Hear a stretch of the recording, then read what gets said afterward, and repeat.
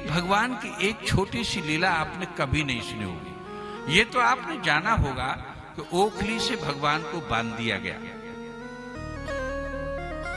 मैया गुस्सा हो गई, उसकी मटकी फटकी फोड़ डाली। लाला ने दूध पिला रही थी, मट्ठा चला रही थी, उसमें बहुत सा माखन आ चुका था। तब तक दूध उफरने लगा। मैया दूध के लिए भागी, लाला को पटक के भागी। लाला गुस्सा हो गए कन्हैया बाल गोविंद कि मुझे मैया पटक करके अब दूध को उफन रहा है, उसको रोकने के लिए, पानी में छींटा मारने के लिए पानी के भागी है। इसलिए उन्होंने क्या किया है, गुस्सा होकर के वहीं का एक रखा हुआ लोढ़ा बटना उठाया, पत्थर उठाया, उन्होंने उस मैया के चलामनी में मार दिया। जिसमें दूध चलता है उसको चलामनी कहते हैं, उसमें मार दिया। वो और भी फैल गया पूरा का पूरा। मैया इतनी कष्ट में आ गई, इतनी दुखी हुई। हमारी माताएं, हमारे घर की पुरानी स्त्रियां जितना पुत्र को महत्व देती थी, उतना दूध को ही महत्व देती थी। दूध और पूत उनके लिए बराबर हुआ करते थे। बोलिए वृंदावन बिहारी लाल की जय। पुत्र दूध की भी हानि न हो जाए, वो उफन न जाए, वो नष्ट न हो जाए, उसकी वो बर्बाद न हो जाए, वो प्राणों से भी प्यारा रखती थी। तभी तो उनके यहाँ दूध दही की कमी नहीं रहती थी, सेवरकत होती थी। जिसका आप सम्मान करेंगे उसका वो तत्व तो आपका भी सम्मान करेगा। इसलिए अब तो मैया संटी लेकर के भागी, वो भी आगे आगे भाग रहे हैं, मैया पीछे पीछे भाग रही है। दोनों इस तरह से चल रहे। मैया की पकड़ में कन्हैया नहीं आए। बड़ा बूढ़ा शरीर था, ने भारी भी थी यशोदा मैया, उम्र तो थोड़ी ज्यादा थी। अब तो वो इतनी थक गई कि उस पर भागा नहीं जाता। भगवान ने सोचा कि मैया थक गई है, पकड़ में आ गई। जब पकड़ में आ गई तो उनकी कमर में रस्सी बांध दी गई और उनका एक नया नाम पड़ गया, दामोदर। उनके दाम माने रस्सी बांधी गई है उधर में कमर में, तो उनको दामोदर हो गई। उसी और दूसरा छोर ओखली से पत्थर का एक बड़ा बड़ा ओखल था, भारी सा, जो कम से कम 1-2 कुंतल का था।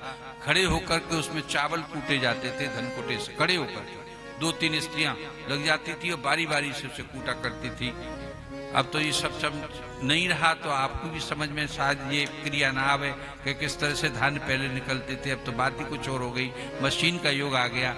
उसमें बांध दिया गया। भगवान उसको सरका के ले गए और नल और कुंवर नाम के 2 कुबेर के पुत्र थे। और नारद जी का अपमान करके, शाप खा करके वो वृक्ष की योनि प्राप्त कर गए थे।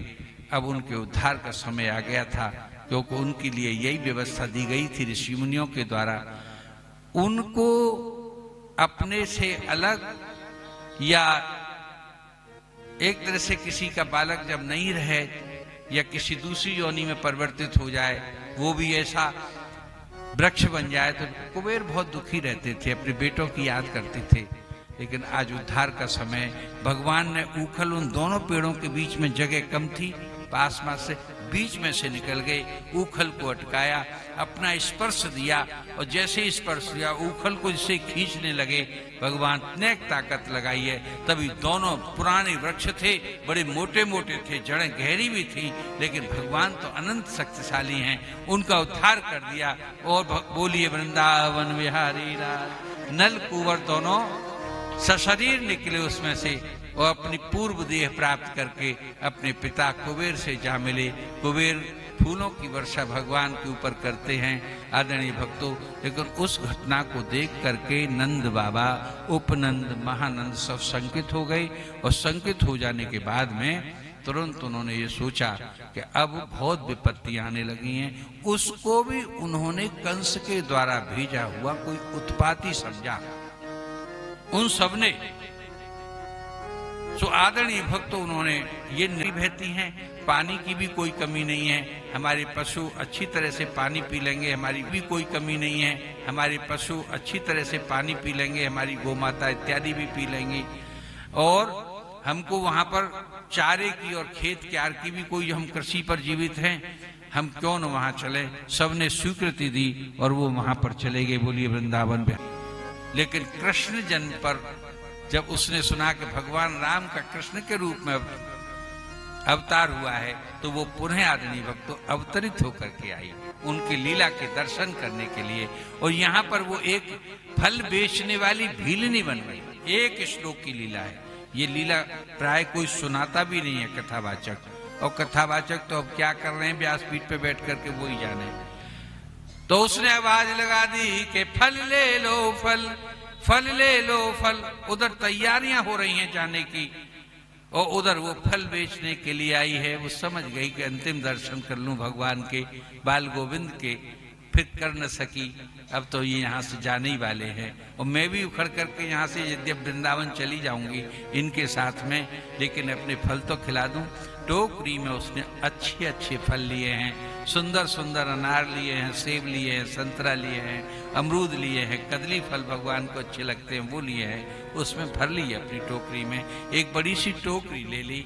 निहायत गरीब है, अपना समय व्यतीत करती है, फल लाती है और उसे बेचती है, और बेच करके थोड़ा बहुत धन आ जाता है, और वो फिर उससे अपना जीवन यापन करती है आदरणीय भक्तों।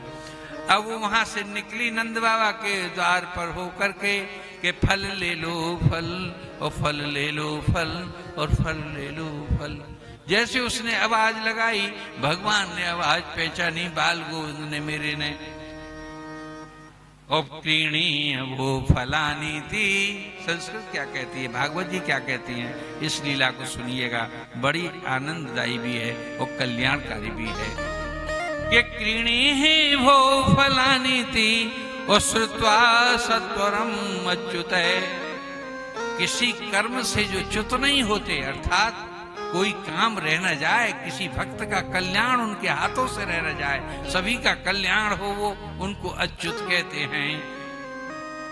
वो एकदम भागे फल लेने के लिए। उस समय गांव में वस्तु विनिमय चलता था।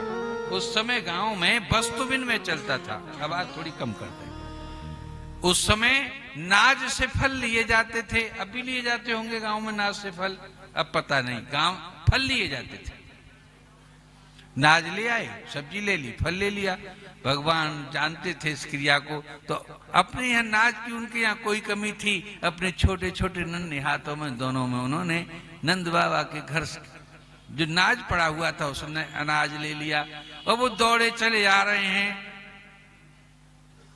फल लेने के लिए। बाहर दरवाजे पर चबूतरे पर फल रख लिए उसने। जानती थी कि भगवान अगर चाहेंगे तो मुझे दर्शन दे देंगे, और मैं उनको आज फल लुटा करके जाऊंगी, दे करके जाऊंगी, खिला करके जाऊंगी, उनके ऊपर फल अर्पित करके जाऊंगी। अब वो ला रहे हैं, जब तक वो दौड़ दौड़ करके आए आदमी भक्त, उनकी उंगलियों में से फल, वो जो दाने थे नाज के, वो टपक गए। एक दो दाना ही शेष, 4 दाने ही शेष बचे, 2-3 दाने अनाज के साथ में, और इसमें बचे। और वहां तक वो आ गए कि कीणी है वो फलानी थी, और श्रुत्वा सत्वरम अच्युते। वो सुन करके दौड़े उस आवाज को फल लेने के लिए। और फलार्थी धान्य मादाय, जो फल के अर्थ को, जो फल के अर्थ को स्वयं देने वाला है, आज वो फल लेने के लिए जा रहा है।